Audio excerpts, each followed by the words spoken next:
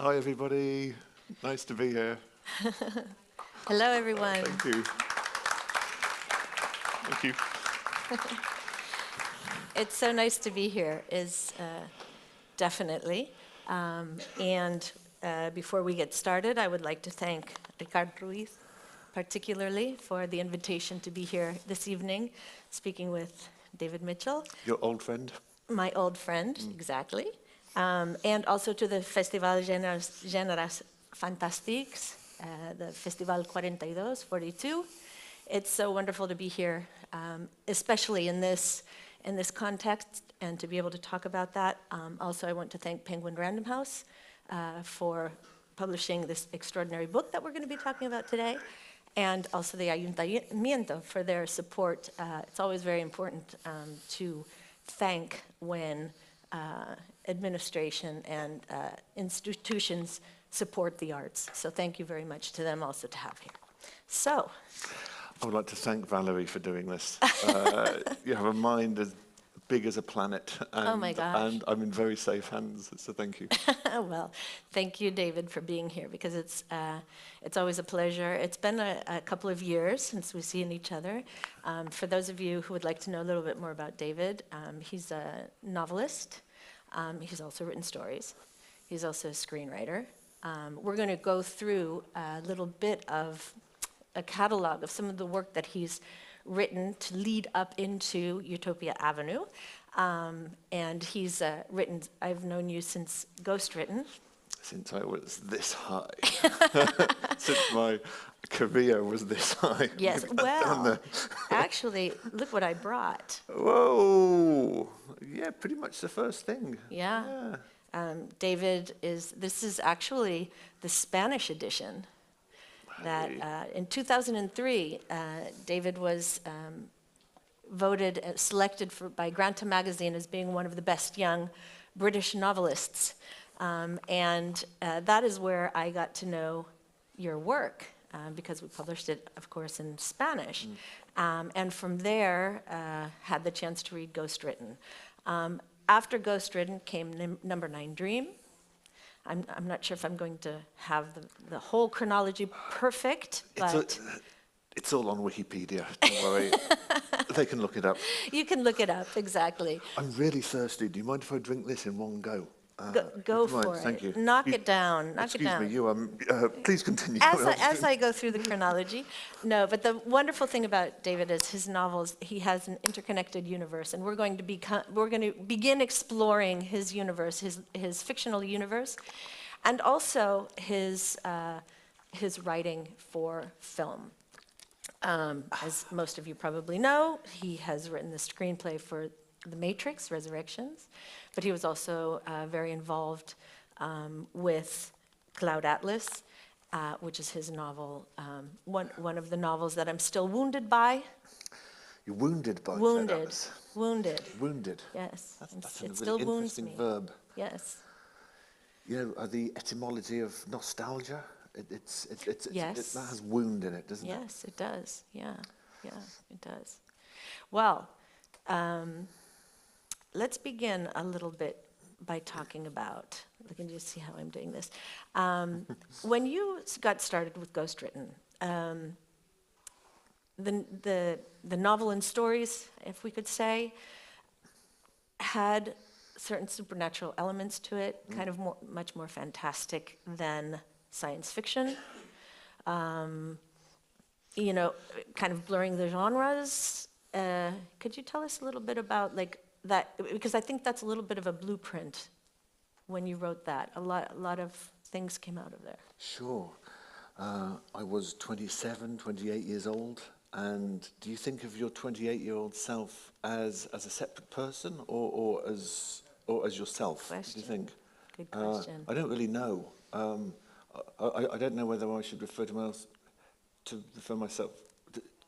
that author as he or I. I feel so different now. Mm-hmm. However, I was 27, 28, living in Japan. I went on the Trans-Siberian Express from Beijing through to Mongolia. First I went to Hong Kong, Okinawa, and I did this sort of long journey overland back to Petersburg and then back to the UK. And everywhere I went, I saw things, I was hungry to write, I had that appetite. I noticed that if you sit in a restaurant on your own, then you just look sad. But if you sit in a restaurant on your own with a notebook and write, then you get bigger portions of food, the service is better. They're worried that you're a reviewer. They're worried you're working for Lonely Planet. So I did that. And of course, I also just had this kind of narrative lust, this writing lust, which I'm sure the Germans have a good word for. I'm sure they do. So I wrote stories based in the places that I was going through. With my impressions, just the things I saw and the things I smelt and felt in these places. I wrote 3 or 4 stories and then started to wonder if I could somehow link them, because on my journey they were linked by me. Could I link them? Could I represent myself in this sequence of stories as, not as an observer, but as a causality? So it's been so many years since I read that book or looked at it, but I think something happens in each story which is like a tipping domino that makes something in the next story happen. So, and I noticed that each of the stories was a different answer to the question, why do things happen? Why do things happen in the world? This is one question, but it has many answers, and the answer might be love, or the abdication of one's will, or history, or fate, or quantum physics. Different answers to this question. So I wrote the stories. After about 3 or 4, I realised they might form some strange, weird kind of novel, because who buys short stories? Not so many people. But if I could call it a novel, then maybe someone might publish it one day. So that is really how I came to write that book. And yeah, it was the first book of mine that was... I had written something before it that I partly cannibalized for ghostwritten, but it was the book that started my meteoric career. It wasn't a big advance, but it got me a publisher and an agent. And prizes, yes. And some Granta. self-confidence. Yeah, and Granta. And Granta. I think by Granta you had written Ghostwritten and Number 9 Dream. Yeah. And that's where you were when you were selected, exactly. Yeah. Now the interesting thing, I think, is as you're putting all these things together, Number 9, you had 9 stories, and then Number 9 Dream.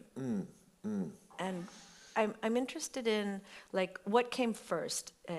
The idea of writing fantastic literature, genre, because it's definitely not genre, but you also did a PhD in postmodern literature. So where does the idea of playing with time and space, as any writer does, but in the way that you do it, come? Like, who are your writers? Where does it come from? Firstly, I should say that it wasn't a PhD, it was a master's. And by writing that, I realised I was never going to be an academic or get a PhD in anything. Interesting. Although I have 2 honorary PhDs I was going to say, now. I am sure if anybody hasn't given you an honorary PhD, I would be surprised. I've got 2, so I could call myself Doctor. but nobody ever calls me doctor, except when I go to Germany, because it still counts for something then. But I tried to get my wife to refer to me as doctor for a while, but it didn't work. So, time, genre. Where did the fantastic come in? Where did that come in? The first narratives you fall in love with are influential, just like the first people you fall in love with, the first time you totally give your heart to a person. I think everyone's old enough to have done this already, but if anyone hasn't yet, just be careful who you choose, because it's important. Similarly, the first narratives you fall in love with, they imprint themselves upon your imaginative retina, and that impression will last your creative life. So, me, Isaac Asimov. The Foundation books, the robot stories. Ursula Le Guin, the late great, divine, prescient, marvelous, beautiful, didn't suffer fools gladly, glorious Ursula, the Love it. kick-ass Ursula Le Guin. Love That's it. the adjective I was Kick-ass looking for. Ursula Le Guin. Yeah. Yeah. I actually think the word was made for her first, and then it escaped into the wild. So yeah, her Earthsea books, her science fiction books. When you're a kid now, maybe, when you're a kid, you don't really distinguish between genre on the page or genre on the screen. So my first truly intense cinematic experience was Steven Spielberg's Close Encounters of the Third Kind. Yes. I just went to You're see dating it. yourself. You're dating yourself. I am. Dear. Yeah. Because that was me too. Was it? Yeah. Well, you just dated yourself. I know, totally. And But that slippery verb in English actually it has two meanings. It could mean I went on a date with myself, Yes. which is also true because I went alone. I'm dating myself. So No, I'm not dating myself. I'm just dating myself. I don't know why I went on my own. I must have been quite young, but I went on my own to see that film, and it wasn't the first movie I ever watched, but it was the first one that swallowed me whole, like Jonah swallowing the whale. No, like the whale swallowing Jonah. That's interesting. And I came out, and I remember being in the car on the way home and saying, "Mum, that film was that," and I didn't have the words for it. And she said, "Oh yeah, he's a really good young director." And why my mum knew that, I'm not sure, but she did. And maybe I've always tried to write stuff that people can't find adjectives for. Maybe that is my platonic ideal of a great piece of work. That book is so, no, it's just something that that defies language, that outwits language, that's got so many adjectives together and smooshed ways that you can't find one. Right. I'm always after that. Right. That's really interesting. Well, and we could, in a couple of minutes, when we get to Utopia Avenue, I could say, well, isn't that music too, in a way? Oh, especially, yeah. That's the whole point of music, maybe. It's one of the many points of music. Yeah, But we'll get there. We'll get there. First, I wanted to ask you also, because about Philip K. Dick, because Philip K. Dick seems to be a writer that is coming back. Bolaño was a huge fan.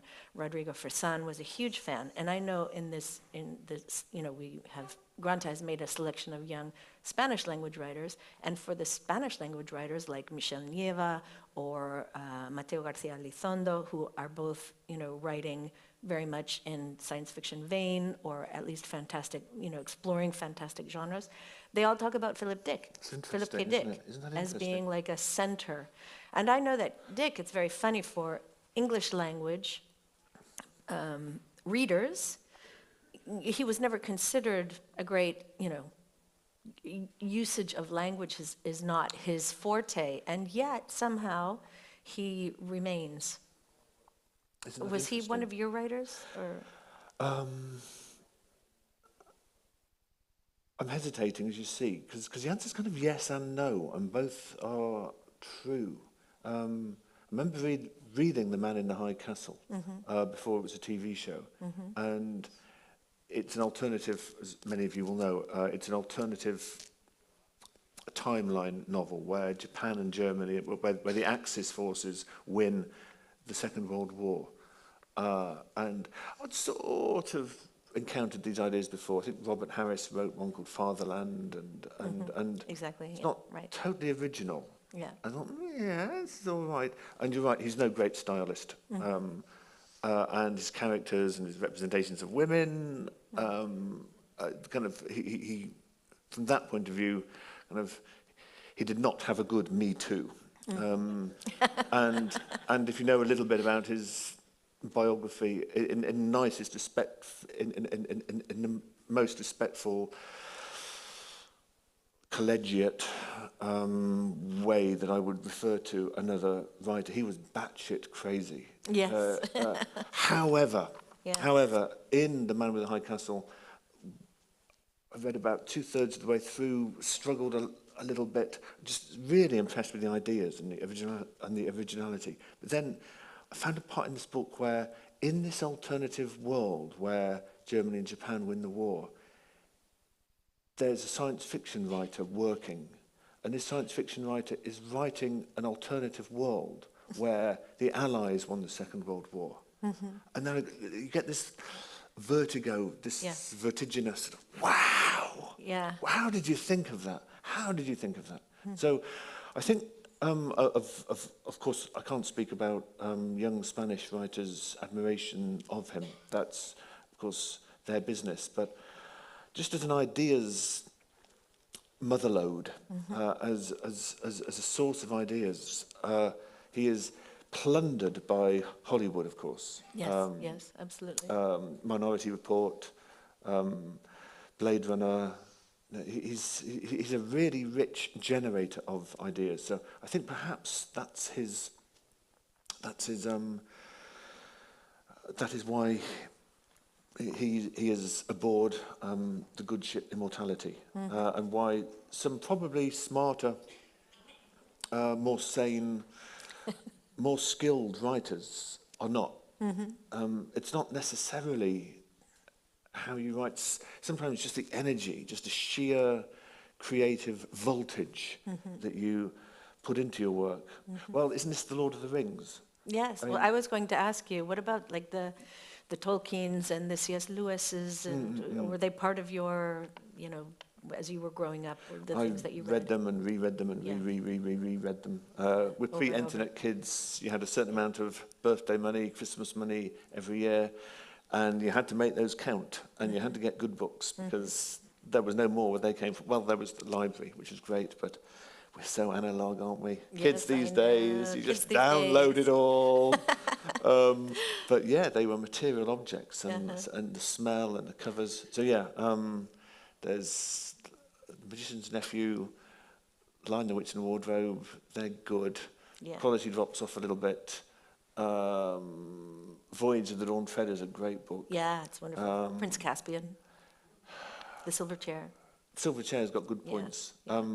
Yeah.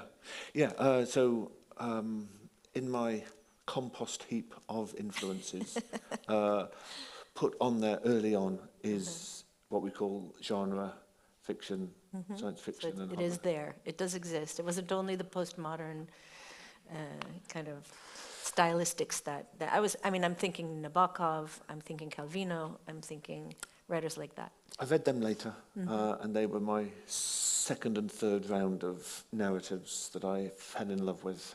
Yeah. Now I have a question because, Yeah. okay, so I hear you hang around drinking wine with Lana Wachowski, or Wachowski, I'm not sure. I say it in Spanish, so I'm not sure in English how it's supposed to be said. Wachowski. Is how she- Wachowski. So I hear you hang around drinking wine with Lana Wachowski and talking about things like time and immortality. That's what she said in an interview with you. Oh, really? Yes, she Oh, did. bless her. Bless her. She's become a good friend. So kind of sitting around and talking about time and immortality, the small things, just banal chatter. Is that a question? Oh, so sorry. Hey. We had the call. That was Lana Wachowski saying it's not No, red it's wine, not it's white exa- wine. It's gin and tonic, actually. Okay, so We have history with gin and tonic. Yes, we do have a history with gin and tonics. We do, and that history is also shared. I'll tell you about it later. Actually, with Sasha Hemmen, Okay. we had also a Okay. gin and tonic in the same place. Okay, so Wachowski says, "What I love about David is the desire to look at the world in all of its ugliness, as well as what is beautiful about it. So he'll represent very realistically some complex social or political truths that are happening as shades or colors of the kind of predation that we as a species are guilty of. He likes that it's true and it's real." So when we were talking about real predators, the two of you talking, there was this thing that was happening simultaneously in our books. We were locating our predators as specifically people who were pursuing immortality based on feeding off of weaker people. Now I see this as something both in Bone Clocks and in Cloud Atlas. This issue of predation, the issue of kindness versus, the difference between a kind act and a predatory act, and how that can reverberate, in somebody's life and over time. Can you talk a little bit about that? Oh, I'll try to. You just expressed it so well, and Lana expressed it so well. I'm almost not sure how much I have to add. I guess the idea of well, evil. How do you deal with that subject, that issue? I mean, I see it when I say Wounded by Cloud Atlas. What I really loved about Cloud Atlas is aside from the structure and the way that it works, is the fact that there were some people who made acts of kindness, and those acts of kindness had repercussions, and some people who were miserable, and that their miserable acts also had reverberations. And you captured that by kind of splitting the stories in half and half. Yeah, it's got a strange structure, which comes from Calvino.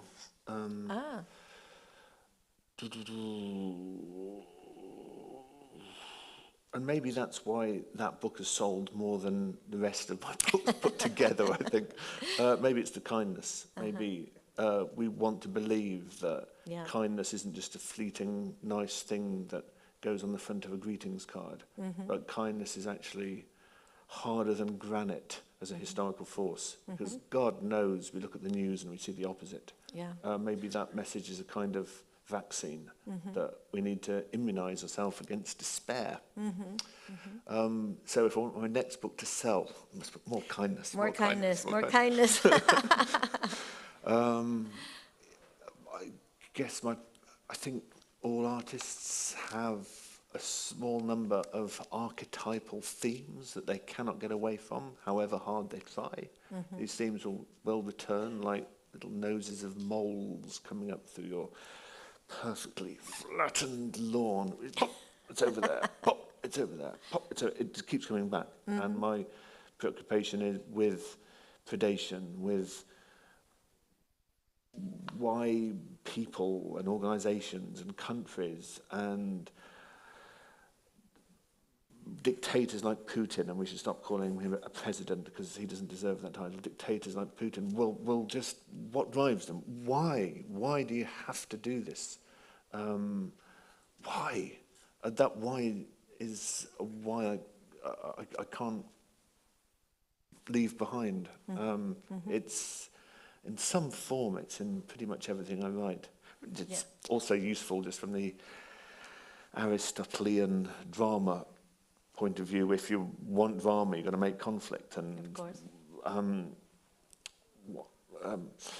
Predation, predacity, one thing feeding on another is a pretty good primal source of a conflict. So it's useful to anyone trying to make a story anyway, but that particular manifestation is sort of, I'm going to eat you because I can, I'm going to destroy you because I can, I'm going to erase your country for my own legacy and history because I can, I'm going to beat you up in an alley and take your money because I can, I'm going to call you homophobic names or transphobic names or racist names or sexist, misogynist names because I can.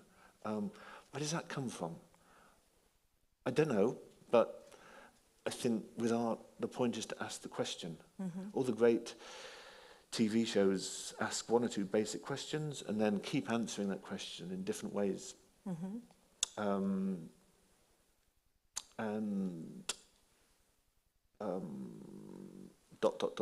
Stop. Perfect. Well, let's, I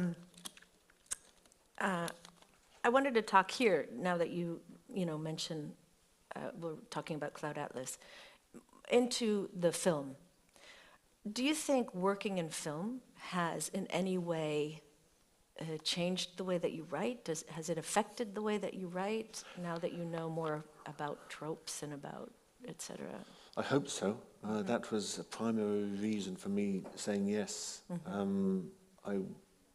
Plus my friendship with Lana. If Lana asks me to do something, generally I want to do it because I can spend more time with her. However, the artistic reason was to replenish that compost heap of sources. how do you say compost heap in Spanish? Can you do that for me? Oh my goodness. Just the thing at the end of your garden where you put the Yeah, exactly. Donde where you put the está, vegetables, the fruit. ¿Alguien quiere? Unidad de compostaje. Thank you, thank you. Gracias. I think I like this metaphor for the things that we, humans and artists, put into our minds, and where we take nutrients from when we make art. Obviously, in the compost heap, our primal experiences, early memories, these sort of dramatic chapter headings that happen in our lives. But I think also in the compost heap is other people's art. It's TV shows that deeply impressed us when we were kids. It's great works of literature. It's trashy works of literature. It's significant conversations that you have. It's just something that a really gifted teacher might have said to you at 2:15 on a rainy Tuesday afternoon and then forgot about it, but you've remembered it all your life. It's Close Encounters of the Third Kind. It's 1,001 things that goes into the compost heap. When you start making art yourself, that's where you get things from. And it's sort of the classic lazy question, which you will never hear from this distinguished interviewer on my right is, where do you get your ideas from? Really, the true answer is the compost heap. Now, for your first 1 or 2 novels or pieces of work, that's fine, because your compost heap is still full, but the more you take, you start to notice you're repeating yourself. And your books are starting to look the same. And then you realise why there are some bands, and I'm certainly, I won't mention any names, but if you can think of certain bands who have been making albums for the last 20 years, and the first 1 or 2 were really good, but in more recent years, they're not bad, but they haven't forgotten how to write songs, but they are suffering from compost heap depletion. So that is a very good definition.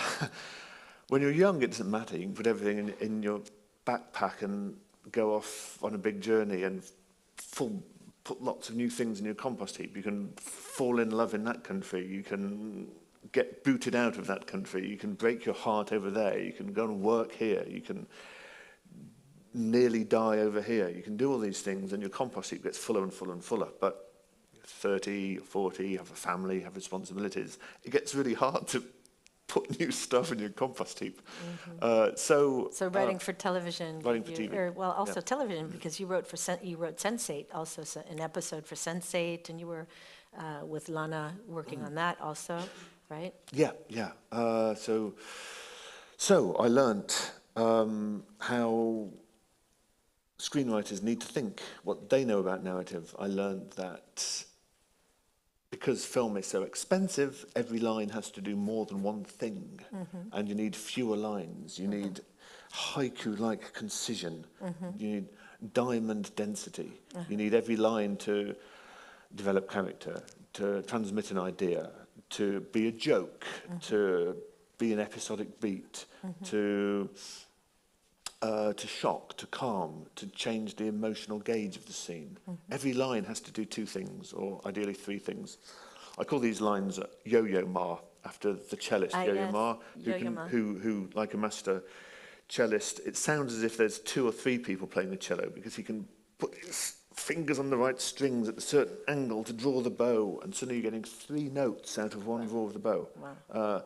You need, when you're writing scripts, you need lines that are Yo-Yo Mars, which is now the official technical name. I learned...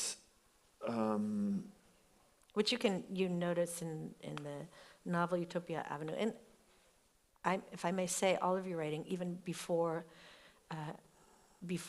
you were working with film and with television, I've always noticed, I've always thought of you a little bit as like a Scott Fitzgeraldian writer or a Delillian writer in the sense, I know, in the sense that your sentences are not just flat. I mean, you can pack so many things into one sentence.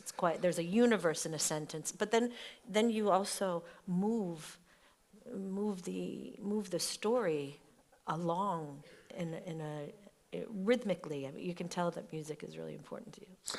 Thank you. And I feel a little bit fraudulent just sitting here accepting your praise, because what I want to reply is, well, that's what a writer should do. I mean, that is actually our job. Yes. So you're like saying, it's as if you're speaking to an emergency roadside car mechanic, saying, you're really good. Like you know how to open up the bonnet and you kind of fix really my know how to car. do And that. you actually changed the spark plug and worked out how to make my car go. Well, yeah, it's my job. So thank Yes, you. but yeah, it's my unfortunately, job. as we know, not all writers who write and not all writers who publish do that. And then there's a kind of a level of extraordinariness. And I think your writing is on that very high level of extraordinariness. So if I English may, and I'm sorry. self-deprecating, so you have to go if I blah, blah, may. blah, blah, blah, blah, blah, blah, to that. But thank you. But what you are calling extraordinary, I would have to call competent. And I want to be a competent writer, and I want to know, and I want to be more competent, and maybe before I die, I can sort of just about have a picnic in the foothills of extraordinariness, I hope. But, The foothills of extraordinary. But what a vain fool I would be if I agreed with you that I'm extraordinary in the sense that. Well, I'm allowed to think that. Thank you. And Okay. you don't okay, have to okay. agree with me. Okay. But I will, I think probably most of us do. But would you mind if I stole your please water? steal away, steal away. I'm not used to the climate. When I left Ireland, it was Of just course. rain and then it's summer You just again. sit I there just and get it's dehydrated already- all day. yeah. Sorry, it's evaporating through my skin pores. Well, let me ask you before we jump into music and the new novel, which Thank you. Cheers. everybody's waiting for. I just did want to talk about one thing, which is the two books that you translated, The Reason I Jump and Fall Down 7 Times, Get Up 8. Because I think it's very interesting the way that you talk about the mind, the way the mind works. This boy named Naoki Higoshida writes that an autistic boy who's writing these novels, books to explain his world to the people outside, and I'll let him explain more. But I just want to say there's one line that I read, which is, "My mind is forever swaying this way and that.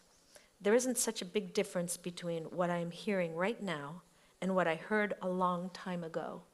I thought that was really an extraordinary sentence in thinking about your writing, too.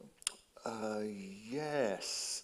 We've left a couple of co's out of Those, yes. sentences. You can put all of those. Which I must put back. So I wasn't the writer of the last Matrix film. I was the co-writer of it. The three of us, Lana, Sasha, Hemon, and myself. Sasha Hemon. Also, I co-translated these autism memoirs with my wife, who is the brains of the outfit.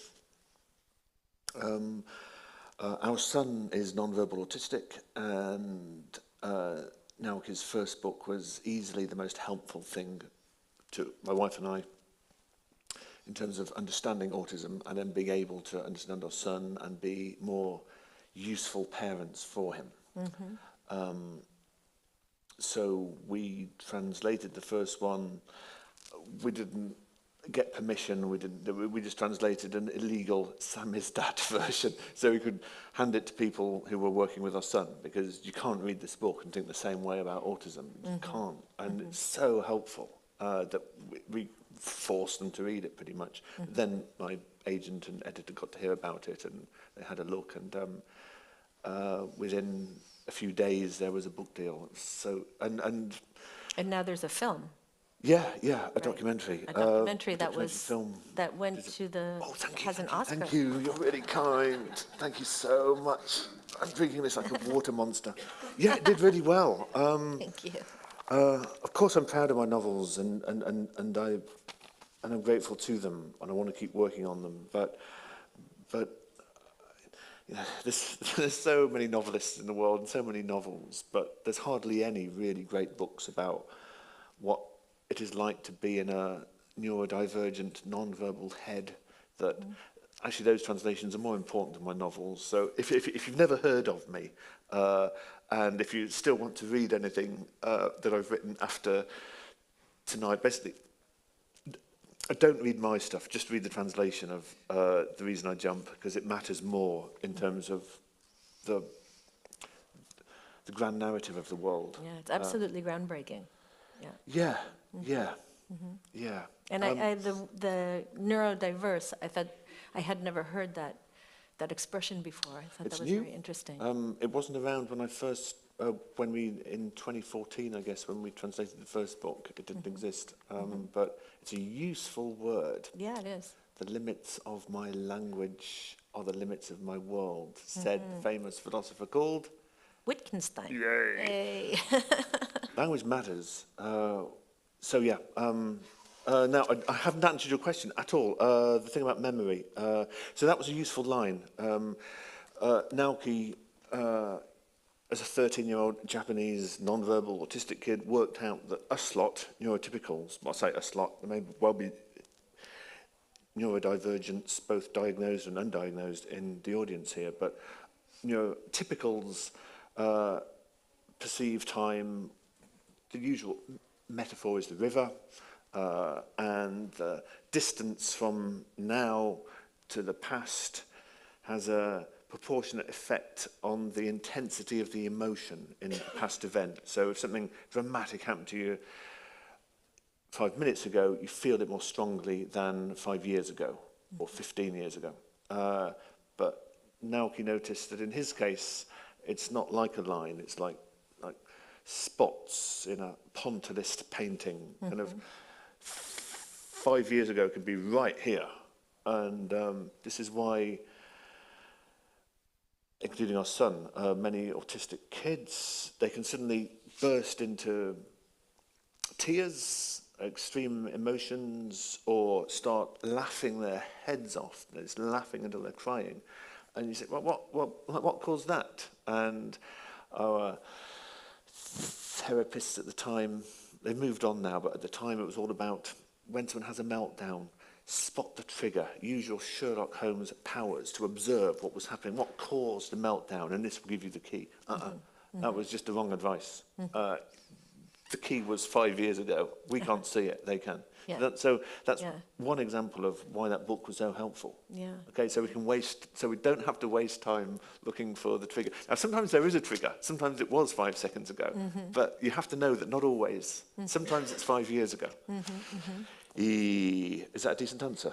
Yes, that's a very good one. I think so. Because I was going to say, if perhaps, because in all of your novels, there's a universe, and characters that come and go, and I think all of your novels have the blueprint of Ghostwritten kind of continues into the universe of your novels in the fact that they all have something in common, not in common, but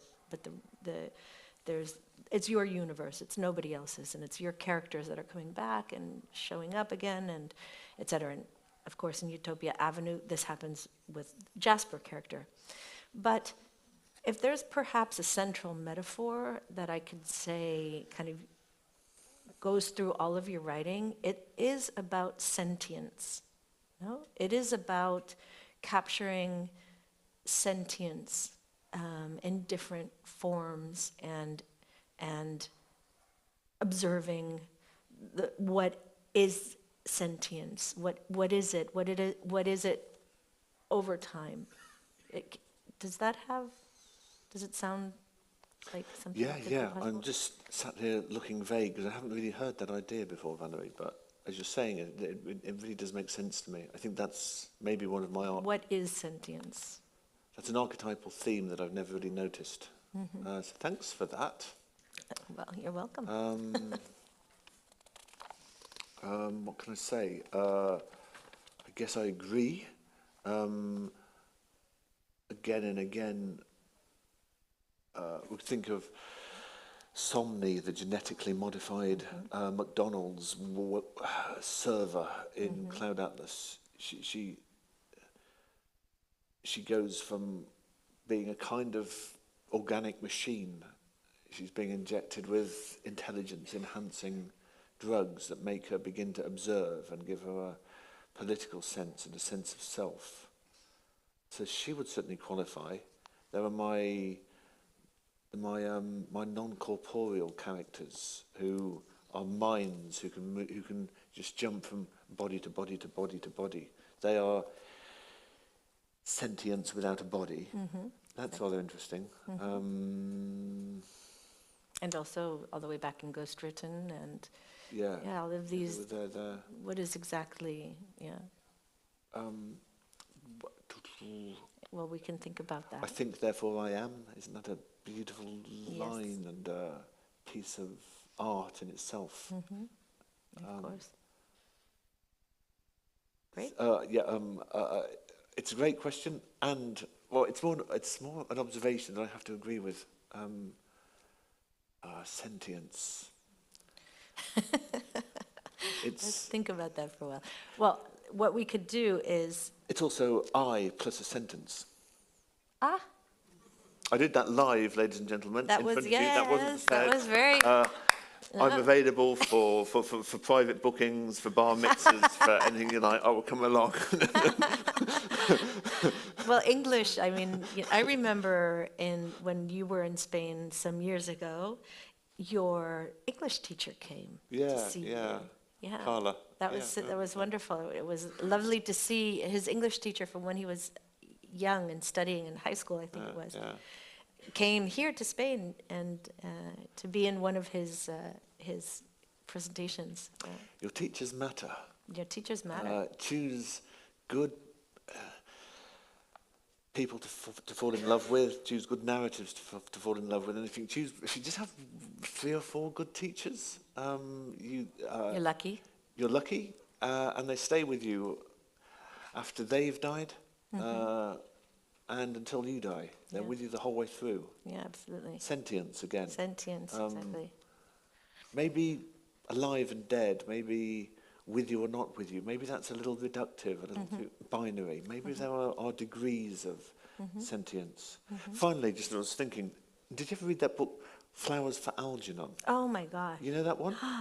Yes. Oh my gosh. When people ask me about a book that really has made an impact, Flowers for Algernon for me is the great.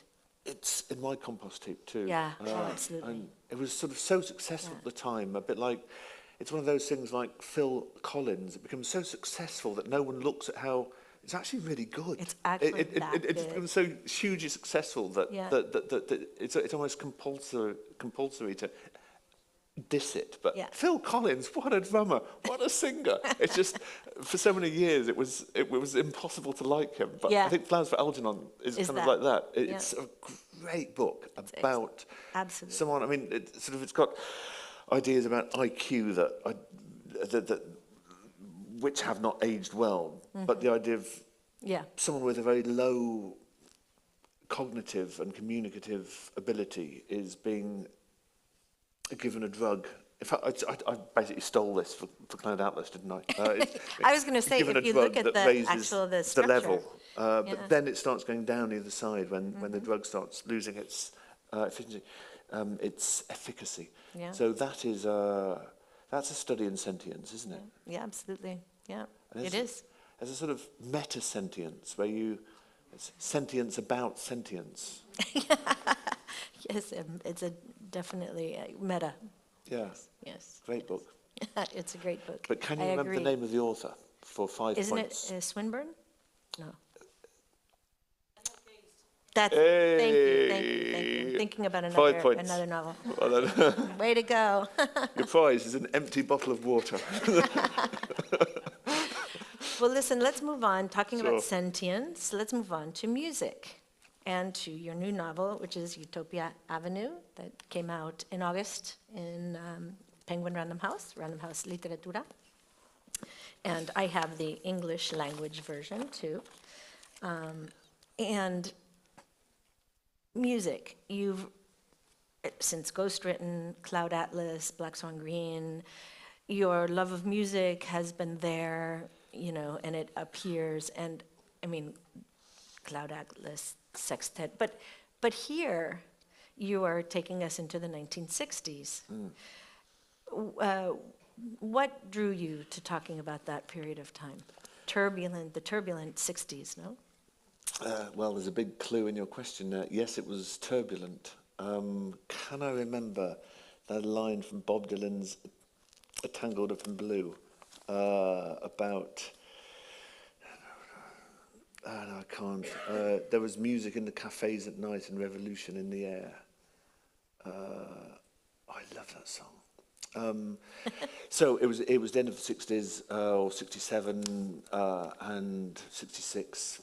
Well, when does it begin? When does it end the 60s? That itself is debatable, but 65, 66.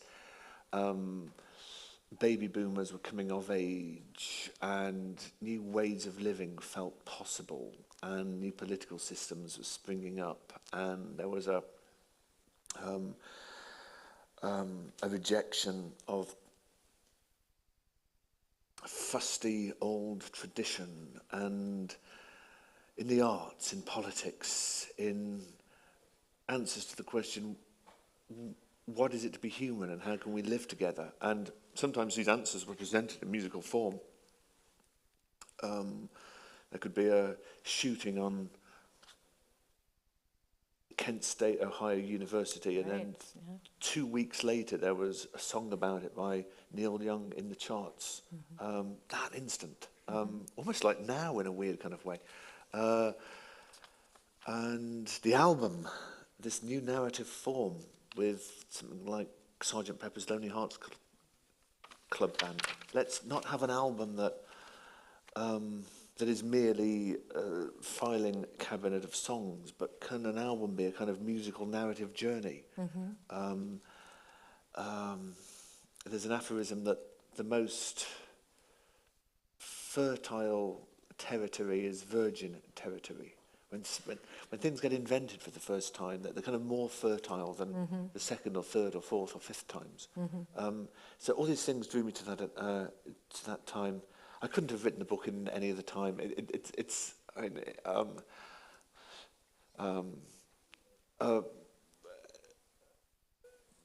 perhaps more truthful yet more dismissive and potentially rude seeming answer would be, well, kind of, when could I have written it? Sometimes, well, maybe maybe that's not entirely true. From time to time, a large number of human beings with access to media glimpse utopia, and just kind of the murky curtains and clouds of the future, they just part for a little time, just a few months at most usually, and you kind of look through and you can see, we could look at that. We could live like that. We could love like that. We could work like that. We could be healed like that. Have a revolution. Have a revolution. The curtains closed. The revolution devours its children, which revolutions famously do. But at least you glimpsed it for a while, and then you set. And when these kids get elected and become politicians and judges and journalists and filmmakers and civil servants and teachers, especially teachers, they remember that glimpse they saw, and they will start to, I remember that idea. Once we had an idea where not only white people ran the wealth of nations. Now that's the French Revolution. That's not the 1960s. That's way back when. A world where actually there weren't something wrong with slavery. Do you remember when we thought that? And we set all the slaves free for a few months. Do you remember that? Well, let's do that again. And so I think this is why mostly sort of things like Putin and pandemics and the climate crisis and some fairly big ones, these accepted, on the whole, our lives are better than our lives of our great-grandparents or our great-great-great-great-grandparents or great-great-great-great-great-grandparents, especially for not white and male. And I think it's because of these glimpses of utopia. And everything we take for granted now as a civilized part of society, that if you're sick, you can go to a decent hospital and it won't cost you your house to do that. If you have kids, then some level of free education. is pretty good. Or even if you're not super rich and powerful, you still get a vote in a democratic election. Not everywhere, I know, but in more fortunate parts of the world, like here, you can do these things. These were once utopian whack job fool's ideas that would never happen. Women having votes. Are you serious? Yeah. No, these are once utopian dreams. So these visions are really important because they set the sat-nav coordinates for a better future. Over. Dot, dot, dot, full stop. Dot, dot, dot. Well, I'm just going to say one more thing, and we'll open if there's like a quick question that anyone might have. Get it ready now, because we'll probably only have time for one. But I just wanted to mention, well, just so that if anybody wants to know the story of the book is about a band of four that reach stardom. Briefly. Yes, briefly, like fleetingly, but they get there. The foothills of stardom. Exactly. But there's something that I think is very interesting. I'm just going to read. It says, music is vibrations in the air only. Why do these vibrations create physical responses? It's a mystery to me. How music works, the theory, the practice, is learnable. Jasper prizes the lid off the coffee. Why it works, God only knows. Maybe not even God. No? Music, how music is... That's not bad. Yeah, it's not bad. Not bad. Who Not could have perfect, possibly but written not that? There's something else that I would like to read, too, if you don't mind. There were two little paragraphs that I wanted to read, just so that you can get a sense of this extraordinary novel. Because, as we say, there's a character here that anyone who has read 1,000 Autumns of Jacob de Zoet, Mil Otoños, will understand all of this, the ideas of sentience, the ideas of kind of over time and space, whether people exist and continue. And, you could, on one hand, you could say it's a fantastical element. On the other hand, you could say that it's not. Here. Is the soul a real thing? I wondered then, as I wonder now. Are the unscientific majority right? Does some essence of Dean, who is one of the characters in the novel, persist somehow, somewhere? Or is the notion of the soul a placebo, a comfort blanket, a blindfold we use to spare ourselves the full awfulness of the cold, hard truth that when we die, we stop? Is Dean, in fact, as gone, as utterly gone, as a gusty autumn morning on the Thames estuary 51 years ago? All I know is, I don't know. And so the answer is, maybe. I'll take that. Maybe. However, I prefer it to definitely not. There's solace in maybe. Me parece genial. There's solace in maybe. Do I know? I don't. But there's solace in maybe. No? That's the third planet, maybe. Yeah. Certainly can be worrying. I think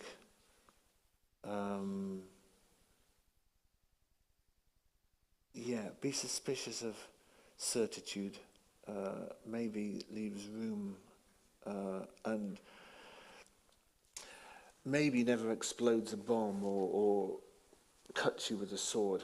It's the certainlys and definitelys that are extremist. So this sort of, you had a really good ending, and we have to stop now.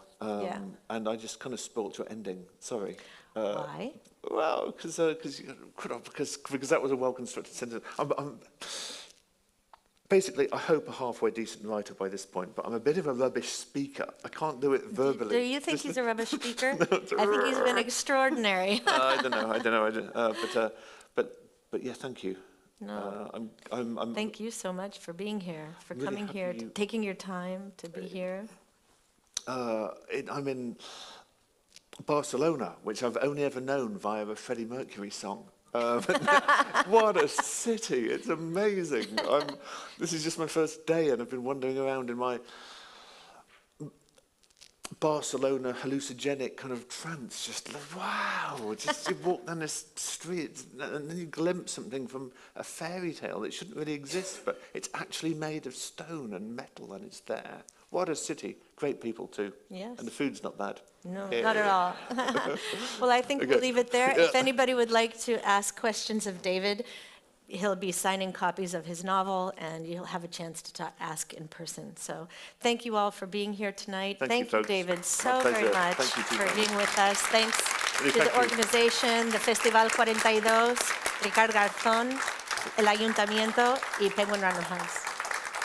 Thank you, folks. Thank you. Hey. Hey.